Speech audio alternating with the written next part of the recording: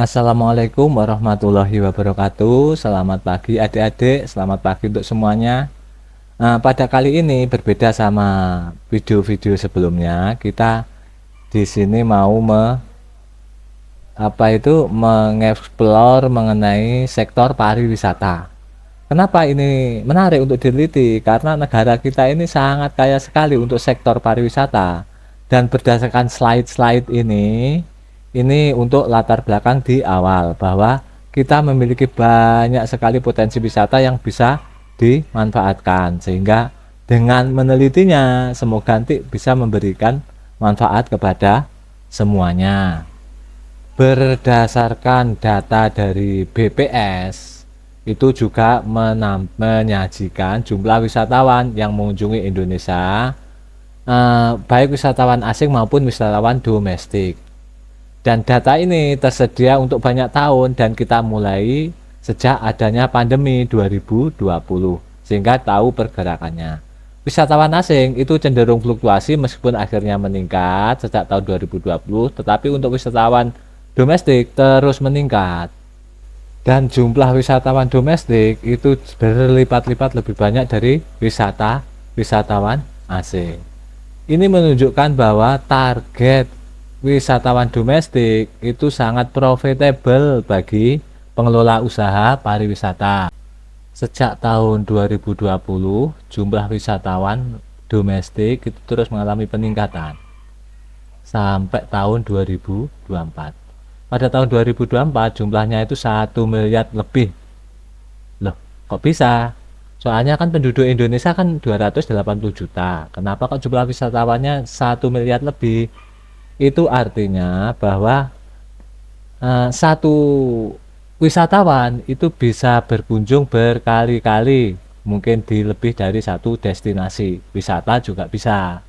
Artinya bahwa eh, wisatawan lokal itu potensinya sangat bagus untuk terus ditingkatkan. Dan bagi pengelola-pengelola tempat wisata, ini merupakan peluang untuk bisa menarik mereka. Caranya bagaimana? Caranya yaitu dengan meningkatkan, mempertahankan revisit intention pada masing-masing destinasi wisata. Jurnal yang bisa menjadi rujukan atau acuan untuk terkait dengan revisit intention atau behavioral intention pada wisatawan itu dilakukan oleh Nasir dan kawan-kawan tahun 2020.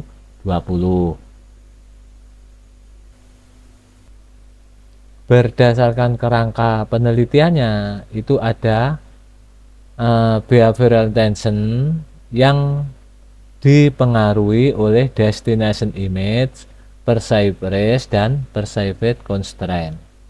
Ketiganya ini dihipotesiskan saling terkait, semuanya itu juga mengerucut mempengaruhi terhadap behavioral intention. Hasil dari pengujian hipotesisnya memang ini menunjukkan ini mempengaruhi destination image, perceived risk. Demikian juga constraint-nya ini juga mempengaruhi mempengaruhi destination image. Keduanya ini juga mempengaruhi behavioral intention. Hanya saja pengaruhnya itu sifatnya negatif. Maksud dari pengaruh negatif ini bukan kok tidak berpengaruh, tapi pengaruhnya sifatnya negatif, yaitu ketika perceived risk-nya itu tinggi, destination image rendah. Demikian juga kalau perceived rendah, itu destination image tinggi. Berbanding terbalik. Demikian juga untuk pengaruhnya terhadap behavioral intention itu juga pengaruh yang sifatnya negatif, tetapi signifikan menurut penelitiannya ini. Destination image juga terbukti berpengaruh terhadap behavioral intention dan pengaruhnya adalah positif. Maksudnya pengaruh positif kalau destination image-nya tinggi, behavioral intention-nya semakin kuat. Kalau destination image rendah, itu behavioral intention-nya semakin lemah.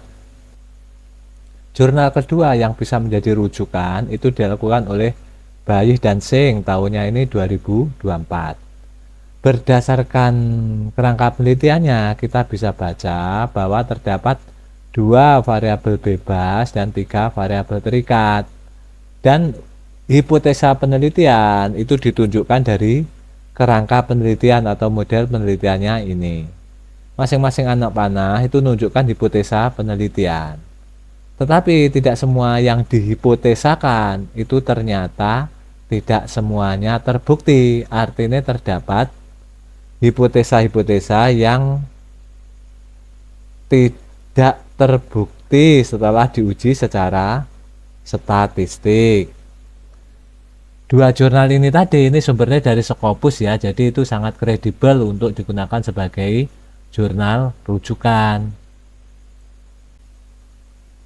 Berdasarkan hasil pengujian hipotesis, ternyata tidak semua hipotesisnya itu terbukti.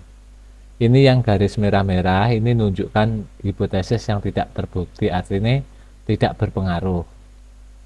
Push travel motivation itu maksudnya kayak motivasi dalam diri wisatawan yang mendorongnya untuk berpergian atau berwisata. Sedangkan yang pull ini daya tarik dari tempat wisatanya. Keduanya ini hasil uji hipotesisnya ternyata push travel motivation itu berpengaruh secara langsung terhadap overall satisfaction, demikian juga dengan yang pull ini juga berpengaruh. Overall satisfaction itu mempengaruhi secara langsung terhadap intention to revisit, demikian juga dengan pull pada destinasi wisata itu, daya tariknya itu ternyata juga langsung mempengaruhi terhadap intention to revisit. Sedangkan willingness to recommend itu dipengaruhi oleh daya tarik dari tempat wisatanya itu. Artinya semakin daya tariknya itu semakin tinggi, semakin menarik bagi wisatawan, dan itu akan suka untuk merekomendasikan atau memberikan opini-opini terkait dengan keindahan tempat wisata tersebut. Demikian ya adik-adik ringkasannya pada sesi kali ini itu alinea-alinea awal kita ungkap mengenai banyaknya potensi wisata di negara kita yang tersebar di berbagai daerah sehingga layak untuk diteliti. Setelah kita ungkap itu, kita tampilkan data mengenai jumlah kunjungan wisatawan baik untuk yang asing maupun yang domestik. Nah, data dari situ kita ketahui bahwa wisatawan domestik itu memiliki potensi yang sangat besar untuk dikembangkan karena jumlah kunjungannya yang begitu besar. Upayanya bagaimana? Yaitu dengan membangun intensi atau keinginan untuk mengunjungi destinasi wisata.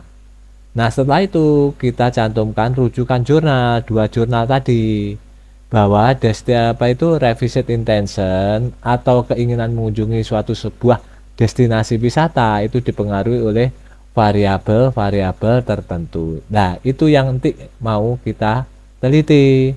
Setelah itu adik-adik baru boleh menentukan objek yang mau diteliti, destinasi wisata yang mau diteliti. Terus nanti akhirnya dari masing-masing variabel itu kita jelaskan untuk diaplikasikan atau yang ada di objek wisata yang mau kita teliti. Sehingga nantinya itu akan mengerucut pada rumusan masalahnya. Rumusan masalah itu sesuai dengan kayak kayak model penelitian, hipotesis. Karena jumlah umumnya itu jumlah rumusan masalah itu sama seperti jumlah yang dihipotesiskan. Demikian ya adik-adik, tetap semangat, semoga bermanfaat. Salam damai dan sejahtera. Wassalamualaikum warahmatullahi wabarakatuh.